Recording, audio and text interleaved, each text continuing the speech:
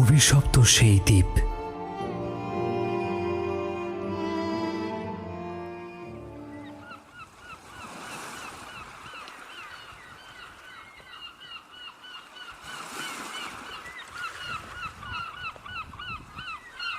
উঁচু দেওয়ালের গায়ে একটা ফাটল। ফাটলে চোখ রাখল কৃষ্ণেন্দু, ভিতরের দিকে তাকালো। ওর কাঁধে পিঠে লুটিয়ে পড়ছে ইজিয়ানের অগ্নিবর্ষী খড় ও রৌদ্র। রোদের তাপ গ্রাহ্য করল না কৃষ্ণেন্দু। ইজিয়ান সাগরের সুনীল জলরাশির বুকে এক টুকরো নুড়ির মতো ছোট্ট এই দ্বীপটি। এই অখ্যাত অজানা দ্বীপে এই বিশাল পাঁচিল তৈরি করলো কারা?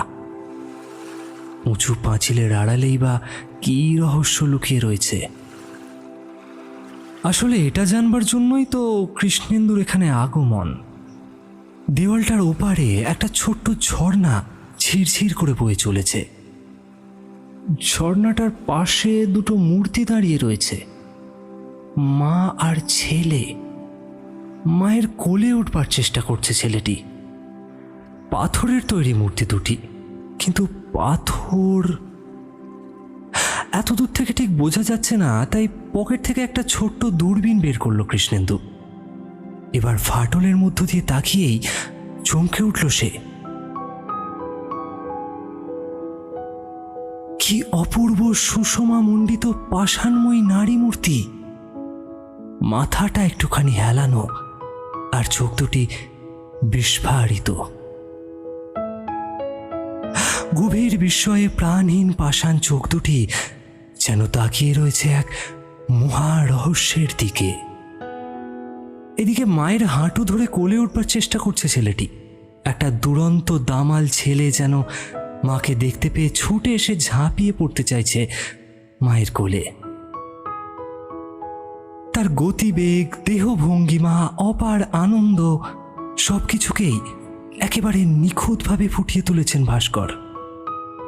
বলতে গেলে মূর্তি দুটি যেন জীবন্ত। কোন মহাশিল্পী তৈরি করেছেন এই নিখুঁত ম্যাডোনা? কোন যুগে, কোন কালে? পৃথিবীর কোনো ক্যাটালগেই তো এই মাতৃমূর্তির কথা লেখা নেই।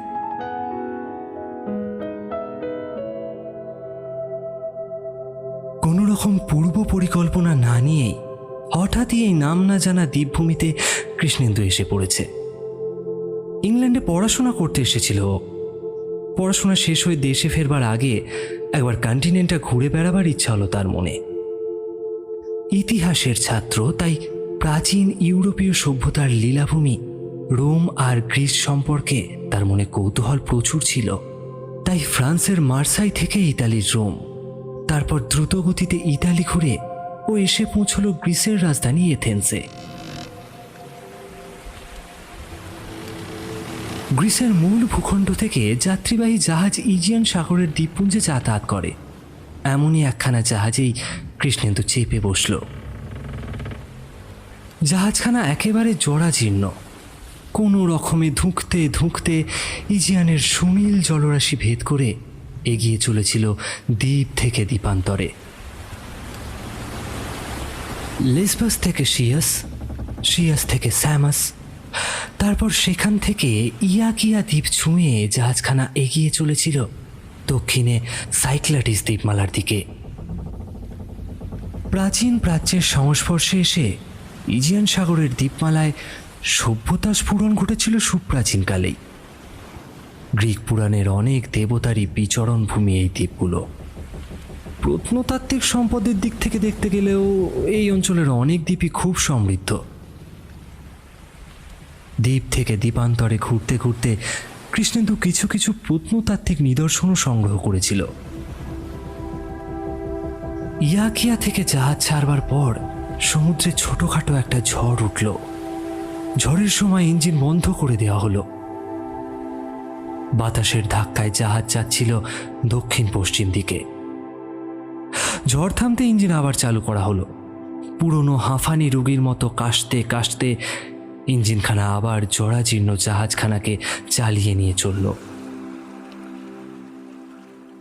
জাহাজে রেডিও ছিল না, কিন্তু এ নিয়ে ক্যাপ্টেনের মনে কোনো চিন্তা ভাবনাই ছিল না।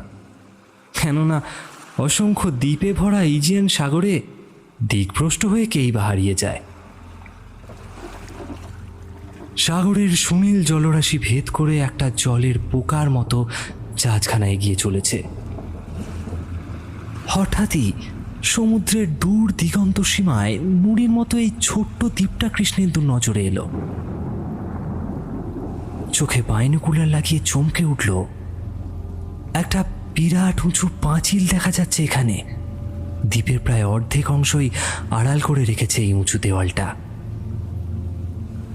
এই কোন দ্বীপ? কৌতূহলী হয়ে ক্যাপ্টেনের খুঁজে পা বাড়ালো কৃষ্ণেন্দু। ক্যাপ্টেন ডেকেই ছিলেন, কয়েকজন লস্করকে কি যেন নির্দেশ দিচ্ছিলেন। মিস্টার ক্যাপ্টেন, দূরে একটা ছোট দ্বীপ দেখা যাচ্ছে যে। পাঁচিল, একটা বিরাট উঁচু পাঁচিলও দেখতে পাচ্ছি। ও কিছু নয়, অল্প কয়েক ঘর গরিব লোক ওই দ্বীপে থাকে।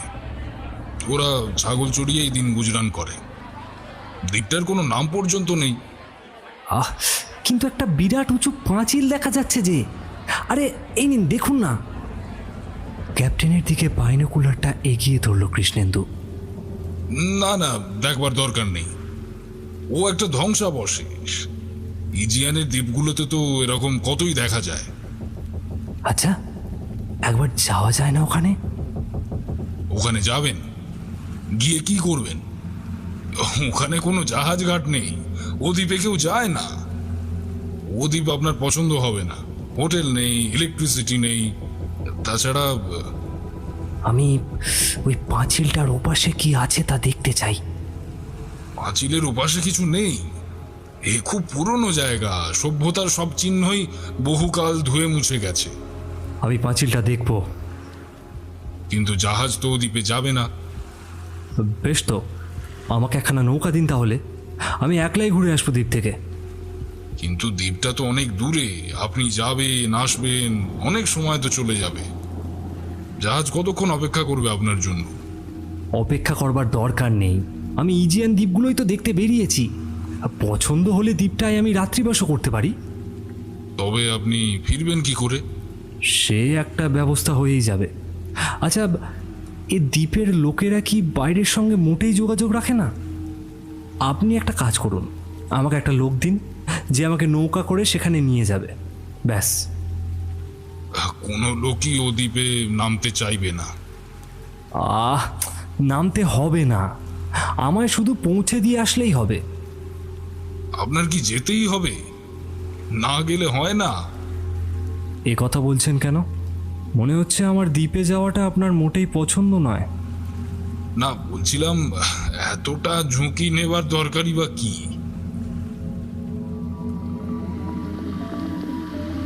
শেষ পর্যন্ত একজন মাল্লাকে সঙ্গে নিয়ে জাহাজ থেকে নৌকো করে বেরিয়ে পড়ল কৃষ্ণেন্দু। কৃষ্ণেন্দুকে দ্বীপে পৌঁছে দিয়ে মাল্লাটা যেভাবে পরিমরি করে নৌকা নিয়ে চলে গেল, তাতে বেশ অবাকই হলো কৃষ্ণেন্দু। তার সামনে এখন নির্জন গ্রামের পথ। ঘাটে কয়েকটা পালতোলা নৌকা দেখা যাচ্ছে। এই নৌকাগুলোই বোধহয় বাইরের জগতের সঙ্গে এই নামহীন দ্বীপের একমাত্র যোগসূত্র। সামনে একটা সরাইখানা দেখা যাচ্ছে না? একটু দূরে নিচু পাহাড়গুলোর গায়ে আর মাথায় ছাগল চড়ছে। না, ক্যাপ্টেন বোধ করি ঠিক কথাই বলেছেন, এটা একটা পুরনো আর ভুলে যাওয়া দ্বীপ। ইজিয়ান মালবের দ্বীপমালায় একদা যে মহান সভ্যতার স্ফুরণ ঘটেছিল, তার মূল স্রোত এ দ্বীপ থেকে এখনো বহু দূরে। এখানে বোধহয় কোনোদিন সভ্য মানুষের পদপাতও ঘটেনি। কিন্তু পরক্ষণেই কৃষ্ণেন্দুর পাঁচিলটার কথা মনে পড়ল। অত বড় বিশাল পাঁচিল, যা দ্বীপের প্রায় অর্ধেকটাই ঢেকে রয়েছে, সেটা তৈরি করলো কারা? কারিগরি বিজ্ঞানে উন্নত মানুষ ছাড়া তো এমন স্থাপত্যকর্ম কেউ করতে পারবে না? না, কৌতূহল ক্রমশ বেড়েই যাচ্ছে তার। এ দ্বীপে এসে সে ঠিক কাজই করেছে। দ্বীপের একমাত্র সরাইখানাটায় উঠল কৃষ্ণেন্দু। যেমন দ্বীপ তার তেমন সরাইখানা। খদ্দেরের ভিড় একদমই নেই। এক কাপ গরম ছাগলের দুধ খেয়ে কৃষ্ণেন্দু বেরিয়ে পড়ল।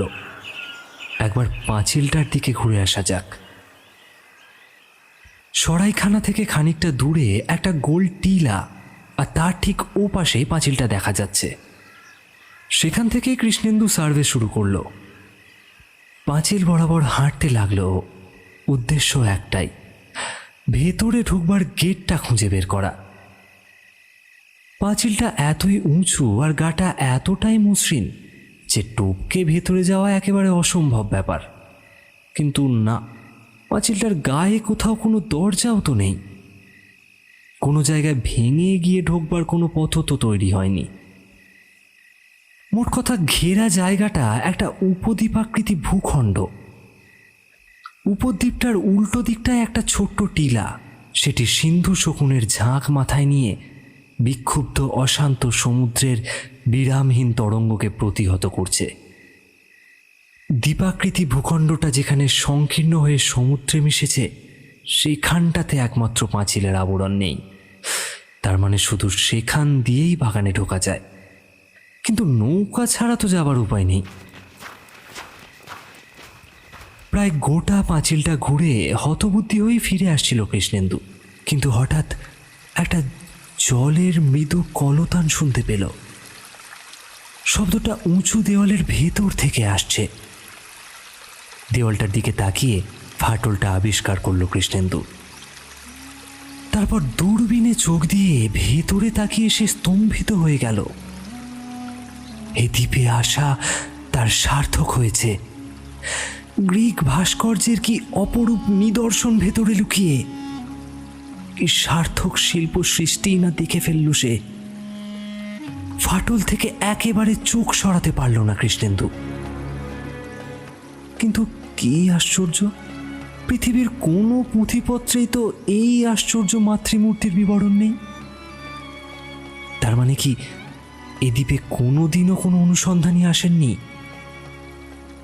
এশিয়া বা ইউরোপের মূল ভূখণ্ড থেকে এ দ্বীপ বেশি দূরে তো নয়, আর পথও তো এমন কিছু দুর্গম বলে মনে হলো না। কিন্তু ঘটনা এই যে, এই নাম না জানা দ্বীপখণ্ডের উঁচু পাঁচিলের আড়ালে যে অপূর্ব ভাস্কর্যের নিদর্শন রয়েছে, তা বাইরের দুনিয়ার মানুষের কাছে একেবারেই অজানা। একটা একটা আবিষ্কারের আনন্দে কৃষ্ণেন্দুর বুকটা দুলে উঠল। সভ্য জগৎ এবার জানবে এই মাতৃমূর্তির কথা। কৃষ্ণেন্দু পাবে সেই আবিষ্কারের গৌরব। মা আর ছেলের মূর্তি দুটো সে এখান থেকে নিয়ে যাবে। মূর্তি দুটোর প্রকৃত স্থান এখানে নয়, পৃথিবীর কোনো এক বিখ্যাত জাদুঘরে। কিন্তু এই পাঁচিল ঘেরা বাগানের মালিককে, তার সঙ্গে তো আগে কথাবার্তা বলতে হবে। মালিক হয়তো জানেনই না মানুষের শিল্প সৃষ্টির ইতিহাসের মূল্যবান রত্ন এখানে পড়ে আছে।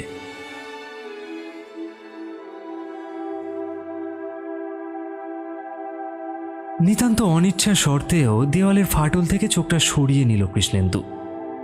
তারপর গ্রামের দিকে পা চালালো। ধুলোয় ভরা পথ চলতে চলতে মা আর ছেলের কথাই বারবার তার মনে আসতে লাগলো। এই মূর্তি দুটির ভাস্কর নিঃসন্দেহে দেবদুর্লভ শিল্প প্রতিভার অধিকারী, কিন্তু কে সেই মহান শিল্পী? গ্রামে এসে সরাইখানার সামনে থামল কৃষ্ণেন্দু। উফ, ধুলোয় বালিতে জুতো জোড়ার একেবারে বিচ্ছিরি অবস্থা হয়েছে। জুতোর মধ্যেও বালি আর কাঁকড় ঢুকে গেছে। নিজের কামরায় এসে ব্যাগ থেকে কালি আর বুরুশ বের করল কৃষ্ণেন্দু। আমি করে দিচ্ছি। চমকে উঠে মুখ তুলল কৃষ্ণেন্দু। দরজায় একটা ছেলে দাঁড়িয়ে আছে। তার এক হাতে একখণ্ড ছেঁড়া ন্যাকড়া আর অন্য হাতে জুতো পালিশের সরঞ্জাম। কৃষ্ণেন্দুর অনুমতির অপেক্ষাই করল না ছেলেটা, সোজা এসে জুতো পালিশ করতে লেগে গেল। খাটের ওপর বসে কৃষ্ণেন্দু তাকিয়ে রইল ছেলেটার দিকে। বয়স কত হবে? 15। বেশ শক্ত সামর্থ্য চেহারা, বয়সের তুলনায় অবশ্য একটু বেঁটে। আগের যুগে হলে ছেলেটি কোনো চিত্রশিল্পী বা ভাস্করের মডেল হতে পারত। ছেলেটির মাথার গড়নও চমৎকার, মাথা ভরা কোঁকড়া চুল, দুথোকা চুল এসে লুটিয়ে পড়েছে কপালের দুপাশে, যেন পশুপাল আর বনভূমির গ্রিক অধিদেবতা প্যানের ছোট ছোট দুটো শিং। একেবারে খাঁটি গ্রিসিয়ান প্রোফাইল ছেলেটার। কিন্তু না, মস্ত একটা খুঁত রয়েছে তার দেহে। নাকের পাশ থেকে উপরের ঠোঁটের কোণা পর্যন্ত একটা গভীর ক্ষত চিহ্ন রয়েছে। ক্ষতটার ফলে চামড়ায় টান পড়ে উপরের ঠোঁটটার ডান পাশে একটু উঠে গেছে। সেখান থেকে মুক্তোর মতো সাদা দাঁতের ঝলক দেখা যাচ্ছে। না, অতীতের কোনো শিল্পী প্যান দেবতার মডেল হিসেবে এই ছেলেকে নির্বাচন করবে না। এই যে ছোকরা, বলছি ওই গ্রামের বাইরে পাঁচিল ঘেরা বাগান বাড়িটা, ওটার মালিক কে বলতে পারবে? গ্রিক ভাষায় কৃষ্ণেন্দু প্রশ্ন করল।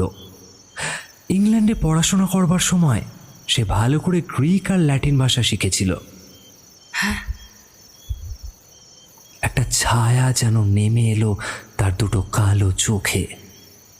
আস্তে আস্তে সে মাথা নাড়ালো। তুমি নিশ্চয়ই জানো, দ্বীপের গোটা দক্ষিণ দিকটা জুড়েই তো পাঁচিলটা। মানে ভেতরের বাগান বাড়ির মালিককে, কারা থাকে ওখানে? ও পাঁচিল ঘেরা বাগানটা চিরকালই এখানে আছে। চিরকাল মানে তো অনেক সময়। সম্ভবত তোমার বাবা মা জানেন। আমার বাবা নেই, মাও নেই, কেউই নেই, আমি একলা। শুনে খুব দুঃখ পেলাম। আচ্ছা, তুমি কি সত্যি জানো না যে বাগান বাড়িতে কারা থাকে? একলা। কি কি বললে? গর্ডন? মানে তুমি বলছো গর্ডন নামে একজন ইংরেজ পরিবার ওখানে থাকে? তারা ইংরেজ নয়। তবে? আচ্ছা, আমি ও বাড়ির লোকেদের সঙ্গে দেখা করতে চাই। অসম্ভব, ওখানে যাওয়ার কোনো পথই নেই। হ্যাঁ জানি, দ্বীপের দিক থেকে কোনো পথ নেই, কিন্তু সাগরের দিকে তো যাওয়া যেতেই পারে। ওদিকটাতে তো আর পাঁচিল নেই। ছেলেটি কোনো কথা বলল না, কেবল মাথা নাড়ল। ইতিমধ্যে একজন দুজন করে গ্রামবাসী জড়ো হচ্ছিল তার দোরগোড়ায়। তারা চুপচাপ তাদের কথোপকথন শুনছিল। ছেলেটির জুতোপালি শেষ হলো। কৃষ্ণেন্দুর হাতে একটা 50 লেপ্টার মুদ্রা গুঁজে দিল। ছেলেটি একটু হাসল। কি সুন্দর এক কামনীয় কিশোর মূর্তি তার। সুন্দর কিন্তু নিখুঁত নয়। এই যে, এদিকে শোনো।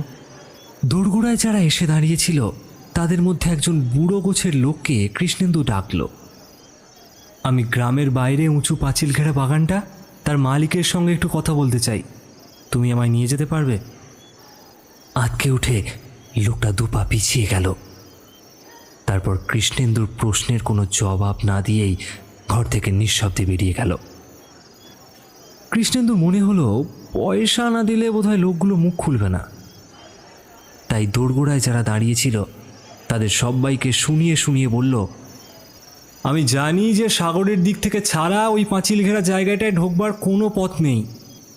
যে আমাকে নৌকা করে ওখানে নিয়ে যেতে পারবে তাকে আমি 50 ড্রাকমা, না পুরোপুরি 100 ড্রাকমাই দেব। বলো কে যাবে?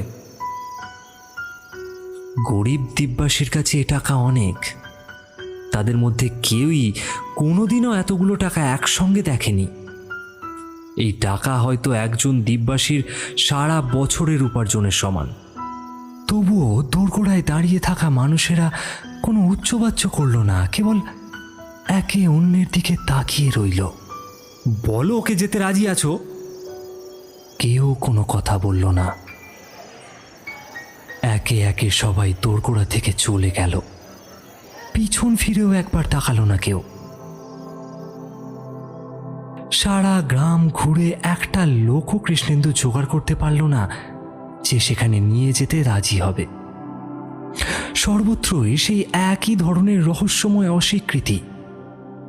কে ওটাকে তৈরি করেছে বা কারা ওখানে থাকে বলা তো দূরের কথা, দ্বীপবাসীরা যেন পাঁচিলটার উল্লেখ পর্যন্ত করতে অনিচ্ছুক। ওদের কাছে পাঁচিল ঘেরা বাগানটার যেন কোনো অস্তিত্বই নেই, ওটা যেন একান্তই অবাস্তব। সন্ধেবেলায় হতাশ হয়ে সরাইখানায় ফিরে এলো কৃষ্ণেন্দু।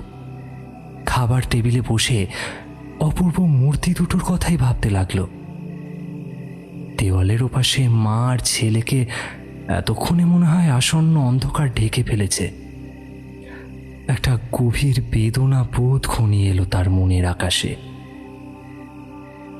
মূর্তি দুটো বোধহয় আর পাওয়া যাবে না। রাত গভীর হলো। সরাইখানার ঘরে বসে থাকতে আর কৃষ্ণেন্দুর ভালো লাগলো না। পেন্সিল টর্চটা হাতে নিয়ে সে বেরিয়ে পড়ল। একেবারে নিঝুম নিস্তব্ধ গ্রাম্য পথ, যেন সারা গ্রাম ঘুমিয়ে পড়েছে। আপন মনেই সমুদ্রের দিকে হাঁটতে লাগলো সে। হঠাৎ পিছনে একটা লঘু পদশব্দ শুনেই চমকে পিছন ফিরে তাকালো কৃষ্ণেন্দু। একটা ছেলে আসছে। হ্যাঁ, সেই জুতো পালিশ করার ছেলেটাই তো। তারার আলোয় ছেলেটার চোখ মুখ ঝকঝক করছে। ছেলেটা কাঁপছে, কিন্তু রাতটা তো চমৎকার, বাতাসে হিমের পরশ নেই। তবে ছেলেটা কাঁপছে কেন? আমি আপনাকে আমার নৌকোয় করে নিয়ে যাব। ছেলেটি এসে কৃষ্ণেন্দুর হাতে হাত রাখল। তার আঙুলগুলো যেন বরফের মতো ঠান্ডা। কৃষ্ণেন্দু হাসল। একটা স্বস্তির নিঃশ্বাস বেরিয়ে এলো ওর বুক থেকে। এই ছেলেটির কথা তার আর একটু ভাবা উচিত ছিল। বাহ, এ তো বেশ ভালো কথা। তা কখন যাব আমরা? ভাটার আগে। সেটা কখন? সূর্য উঠবার ঠিক 1 ঘন্টা আগে। ঠিক আছে, আমি তৈরি থাকবো। আমায় 100 ড্রাকমা দেবেন তো? নিশ্চয়ই। আমি আপনাকে নিয়ে যাব ঠিকই, কিন্তু ছোট টিলাগুলো পর্যন্তই আমি যাব। তার ওপাশে কিন্তু আমি কিছুতেই যাব না। ভাটার টানে যতক্ষণ না জল সরে যায় ততক্ষণ আপনাকে টিলার ওপরই অপেক্ষা করতে হবে। ডাঙা জাগলে বাকি পথটুকু আপনাকে হেঁটে যেতে হবে। আচ্ছা, অত ভয় পাচ্ছ কেন বলো দেখি? অনধিকার প্রবেশের সব দায়িত্ব তো আমার। যদিও মনে হয় না। ঠান্ডা আঙুলে কৃষ্ণেন্দুর হাতখানাকে শক্ত করে আঁকড়ে ধরল ছেলেটি। না না, বলবেন না। ওরা কেউ এটা পছন্দ করবে না। ওরা জানলে। আচ্ছা বেশ, তাই হবে। তুমি যদি না চাও তবে এ কথা আমি কাউকে বলবো না। এবার খুশি তো? মনে রাখবেন, সূর্য উঠবার ঠিক 1 ঘন্টা আগে এই পাশের পাঁচিলটা যেখানটায় সমুদ্রে গিয়ে শেষ হয়েছে, সেখানে আমি নৌকো নিয়ে আপনার জন্য অপেক্ষা করব। আমার মনে থাকবে। তুমি ঠিক সময় আসবে তো? আমার কোনো ভুল হবে না। আমি ঠিক সময়ই আসব। মাথার উপরে তারা চলা আকাশ। তারকারাশি ম্লান হয়ে এলেও এখনো আকাশপট থেকে মুছে যায়নি। নির্দিষ্ট জায়গায় এসে ছেলেটির দেখা পেল কৃষ্ণেন্দু। একখানা পালহীন ছোট্ট নৌকার ওপর ছেলেটা বসেছিল।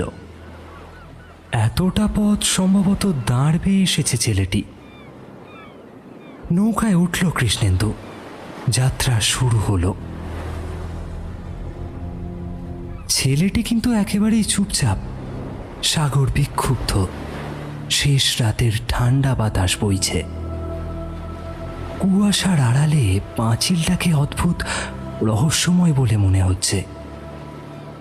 আচ্ছা, কারা এই পাঁচিলটা তৈরি করেছিল? প্রাচীনেরা। ভাটায় জেগে ওঠা পাথুরে ডাঙার দিকে নৌকাটা দুলতে দুলতে এগোচ্ছে। সাগরের ঠান্ডা হাওয়ায় ছেলেটির গলার স্বর থরথর করে কাঁপছে। উঁচু পাঁচিলটার দিকে পিছন ফিরে ছেলেটি নৌকা চালাচ্ছে। কতটা এগোলো বুঝবার জন্য পাঁচিলের দিকে না তাকিয়ে সাগরের দিকে তাকাচ্ছে। ও পাঁচিল ঘেরা বাগানটা চিরকালই এখানে আছে। উষার আলো ফুটে উঠেছে। আকাশে তারার মালা এতক্ষণে অদৃশ্য হয়ে গেছে। কেবল 2-4টে বিবর্ণ ম্লান তারা এখনো আকাশপথ থেকে মুছে যায়নি। প্রত্যুষের তরল অন্ধকারে এগিয়ে আসা দেওয়ালটার দিকে তাকিয়ে কৃষ্ণেন্দু ভাবতে থাকলো, দেওয়ালটা যে বহু পুরনো তাতে কোনো সন্দেহ নেই। গ্রিক সভ্যতার স্ফুরণের প্রথম যুগেই বোধহয় পাঁচিলটা তৈরি হয়েছিল। আর ওই মা আর ছেলে, সেও বোধহয় সেই যুগেরই কোনো মহান শিল্পীর সৃষ্টি। কিন্তু আসল প্রহেলিকা হচ্ছে এই যে এমন কারিগরি বিদ্যা আর এমন অতুলনীয় অপূর্ব শিল্পকর্ম বাইরের জগতের কাছে এতকাল অজ্ঞাত রইল কি করে? যুগ যুগ ধরে কালের ভ্রুকুটি অগ্রাহ্য করে এই অজানা দ্বীপের বুকে উঁচু দেওয়ালটা যেন সগর্বে দাঁড়িয়ে রয়েছে। কিন্তু এত কালের মধ্যে একজনও সভ্য মানুষেরও কি পদসঞ্চার এখানে হয়নি? এমন একজনও মানুষও কি এখনো আসেনি যে ওই দেওয়াল আর মূর্তির প্রকৃত গুরুত্ব বুঝতে পারবে? নিশ্চয়ই এসেছিল, কিন্তু বাইরের দুনিয়ায় একটা গুজব পর্যন্ত শোনা যায়নি কেন? একখণ্ড কালো পাথরের গায়ে এসে নৌকাটা থামল। সাথে সাথেই কৃষ্ণেন্দুর চিন্তা সূত্র কেটে গেল। ছেলেটি বইটা তুলে রাখল নৌকার উপর। আমি আমি আর এগোবো না। জোয়ারের সময় আমি আবার এখানে আসবো। আপনি আপনি আমার এখন পাওনাটা মিটিয়ে দেবেন? হ্যাঁ, নিশ্চয়ই নিশ্চয়ই। কিন্তু তুমি কি আমায় আর একটু এগিয়ে দেবে না? না, আমি আর এগোতে পারবো না। নৌকা লাগাবার ঘাট পর্যন্ত চলো না। এখানে কোনো ঘাট নেই। না, সত্যিই কোনো ঘাট নেই। কৃষ্ণেন্দু তাকিয়ে দেখল সামনেটা বালির চর। এখানে ওখানে বড় বড় পাথরের চাই রয়েছে। তার ওপাশে আগাছার ঝোপ, মাঝে মাঝে 2-4টে লম্বা সাইপ্রেস গাছ দেখা যাচ্ছে।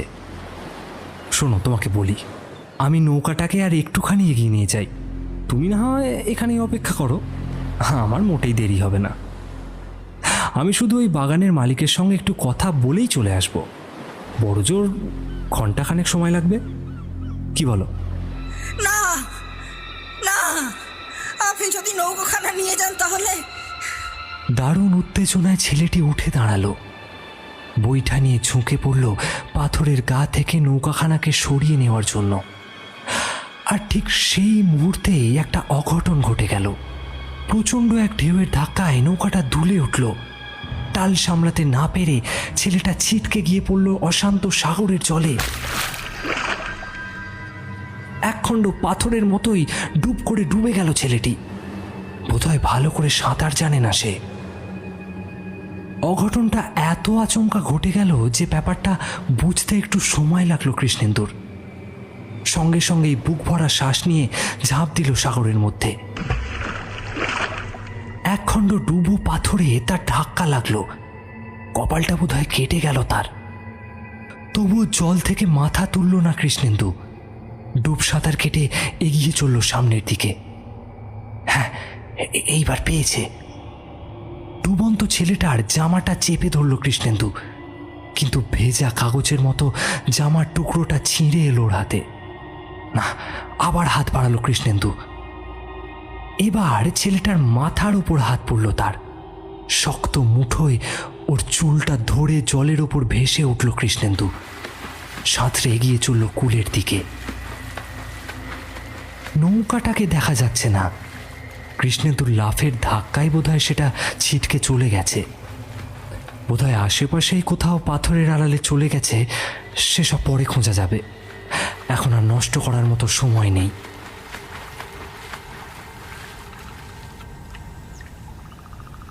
একশো গজ দূরেই পাঁচিলের দুটো হাতার মাঝখানে বালির জায়গাটা। জল থেকে যখন উঠে এলো তখন ছেলেটা দুর্বলভাবে কাশছে। তার নাক মুখ থেকে ঝরে পড়ছে সাগরের নোনা জল। অনেকটা জল খেয়ে ফেলেছে ছেলেটা। ওর অর্ধ অচেতন দেহটাকে নিয়ে কূলে উঠে এলো কৃষ্ণেন্দু। তার তারপর জলের সীমা থেকে দূরে বালির উপর ওকে শুইয়ে দিল। ছেলেটা আস্তে আস্তে চোখ খুলল, তারপর হতবুদ্ধির মতো তাকিয়ে রইল কৃষ্ণেন্দুর দিকে। তোমার কোনো ভয় নেই, তুমি এক্ষুনি ঠিক হয়ে যাবে। আচ্ছা তুমি একটু বসো এখানে, হ্যাঁ, আমি দেখি তোমার নৌকাটা কোথায় গেল। আয়,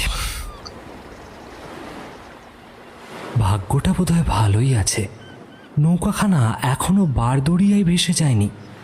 একখণ্ড পাথরের চাইয়ের ওপাশে নৌকাখানাকে দেখতে পেল কৃষ্ণেন্দু। ঢেউয়ের তালে তালে সেটা উঠছে আর পড়ছে। সেখানে গিয়ে নৌকায় উঠে বসল সে, তারপর বৈঠা দিয়ে জল কেটে এগিয়ে চলল। দিগন্তের সাগরের বুকে সূর্যোদয় হচ্ছে, বাতাসের বেগ স্থিমিত। বাতাস যেন কানে কানে কি কথা বলতে চাইছে। সত্যি এ এক অপূর্ব অনুভূতি। নৌকা নিয়ে কূলে এসে পৌঁছল কৃষ্ণেন্দু, কিন্তু ছেলেটা কোথায়? এদিক ওদিক তাকিয়ে দেখতে পেল একটা পাথরে হেলান দিয়ে সে দাঁড়িয়ে আছে, ঘাড়টা ঘোরানো, বাগানের দিকে তাকিয়ে গভীর মনোযোগের সঙ্গে কি যেন দেখছে সে। কি হে, এখন খানিকটা ভালো বোধ করছো তো? দুর্ঘটনাটা ঘটে ভালোই হয়েছে, কি বলো? আমরা পাঁচিল ঘেরা বাগানে ঢোকবার একটা ছুতো পেয়ে গেলাম। কিন্তু ছেলেটির কাছ থেকে কোনো জবাব এলো না। ওর একটা চুল পর্যন্ত নড়ল না। যেমন ভঙ্গিতে দাঁড়িয়েছিল তেমনই অসাড় হয়ে রইল। আচ্ছা, আমার কথা কি তুমি শুনতে পাচ্ছ না? এই যে, বলতে বলতে তার কাঁধে হাত রাখল কৃষ্ণেন্দু। সঙ্গে সঙ্গেই হাত সরিয়ে নিল সে। এ কি অবিশ্বাস্য ব্যাপার! নিদারুণ বিস্ময়ে বালির চরের দিকে তাকালো কৃষ্ণেন্দু। ওই তো, ওখানেই তো বালির উপর ছেলেটিকে শুইয়ে রেখেছিল সে। ভিজে বালির উপর দাগ এখনো স্পষ্ট। ওখান থেকে উঠে এসে ছেলেটি পাথরখণ্ড পর্যন্ত এগিয়ে এসেছে। বালির উপর এখনো তার দুপায়ের ছাপ দেখা যাচ্ছে। ঘাড় হেলিয়ে কি দেখছে ছেলেটি? তার ঠোঁট দুটো ফাঁকা, দু চোখ একেবারে বিস্ফারিত হয়ে রয়েছে। সারা মুখে এক অতলান্ত অতল বিস্ময়ের ছাপ। পাশে আর এক সারি পায়ের ছাপ দেখা যাচ্ছে। বাগানের দিক থেকে লঘু পথ সঞ্চারে কে যেন পাথরখণ্ডের ওপার পর্যন্ত এসেছে। এই পাদুকাহীন নগ্ন পদচিহ্ন নিশ্চয়ই কোনো নারীর। ছেলেটির অবস্থা দেখে আর রহস্যময় পদচিহ্নের দিকে তাকিয়ে কৃষ্ণেন্দু মুহূর্তের মধ্যেই ব্যাপারটা বুঝে ফেলল। এটা তার অনেক আগেই বোঝা উচিত ছিল। নিজেকে ধিক্কার জানালো সে। ইতিহাসের ছাত্র হিসেবে প্রাচীন গ্রীসের পৌরাণিক কাহিনী আর কিংবদন্তির সম্পর্কে যথেষ্ট জ্ঞান আছে তার। বালির চরের রহস্যময় নারী পদচিহ্ন দেখে তার এক ভয়ঙ্কর কিংবদন্তির কথা মনে পড়ে গেল। গর্গান্স! এ কি গ্রিক পুরাণের সেই গর্গান্সদের দ্বীপ? গর্গান্সরা হলো গ্রিক পুরাণের তিনটি ভয়ঙ্কর দানবী, মেডুসা, ইউরিয়েল আর স্থেনো। এই তিন বোনের নাম একদা মহা আতঙ্কের সৃষ্টি করেছিল মানুষের মনে। ওদের মাথায় নাকি চুলের বদলে ছিল কতগুলো জীবন্ত সর্প।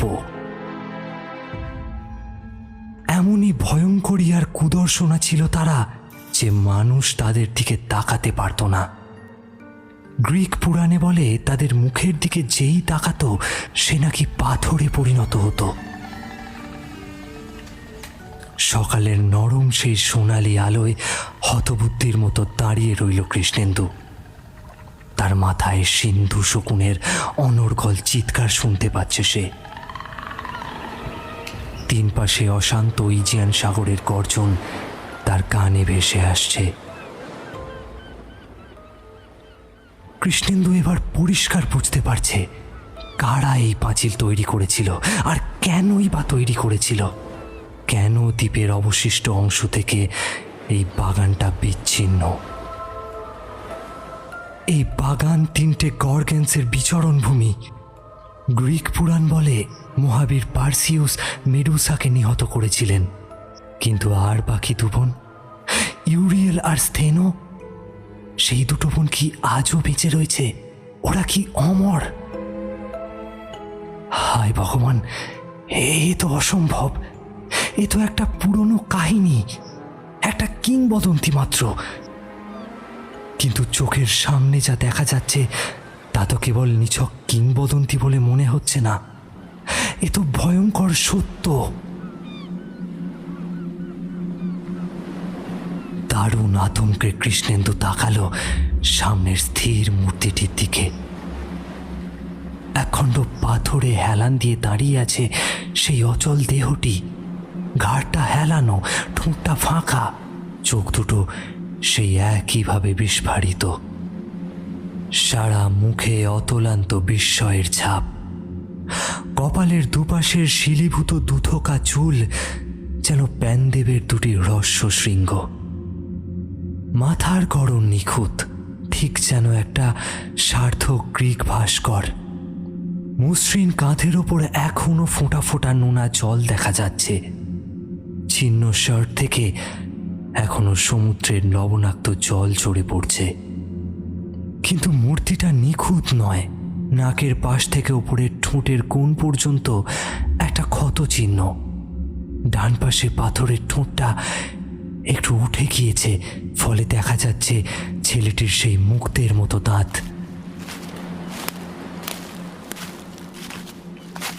লঘু পদসঞ্চারে কে যেন আসছে পিছনে। কানে আসছে বাতাসে আন্দোলিত ঢিলে লম্বা গাউনের শব্দ। কোনো এক ভিন লোকের অজানা সুরভিতে কৃষ্ণেন্দু যেন মোহময় হয়ে পড়ল। কৃষ্ণেন্দু শুনতে পেল সহস্র সর্পের হিংসাতুর ক্রুদ্ধ গর্জন। না না, কৃষ্ণেন্দু পিছনে ফিরবে না। না না, ও তাকাবে না। না, যাই হয়ে যাক, ও পিছনে তাকাবে না। কিন্তু এ কি? এ যেন এক অদম্য কৌতূহল। সে পিছনে না তাকিয়ে পারছে না। না, সে তাকাবে না। না, সে তাকাবে না। শেষ পর্যন্ত সে তাকিয়েই ফেলল।